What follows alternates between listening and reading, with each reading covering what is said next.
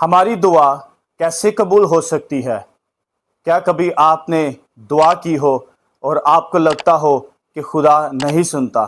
آج ہم خداوند کے زندگی بخش کلام میں سے سیکھیں گے کہ ہماری دعا کیسے قبول ہو سکتی ہے۔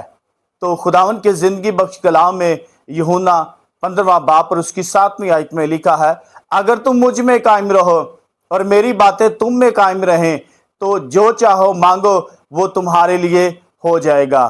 میرے عزیزو، دعا صرف مانگنے کا نام نہیں بلکہ دعا خدا کے ساتھ تعلق کا نام ہے۔ ہم نے خدا کے ساتھ تعلق کو بنانا ہے۔ تعلق ہمارا کیسے بنے گا؟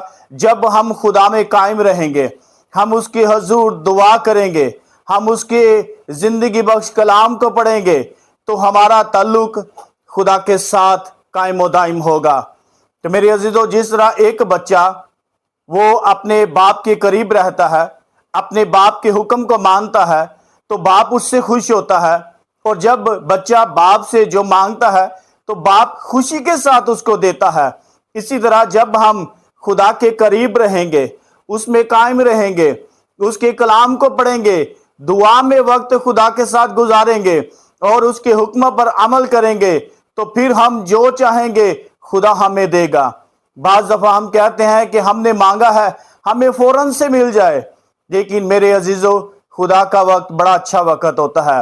خدا آپ کو اچھے طریقے سے اور بہتر طریقے سے اچھے وقت پر عطا کرنا چاہتا ہے تاکہ وہ برکت، وہ نعمت آپ کے پاس قائم و دائم رہیں۔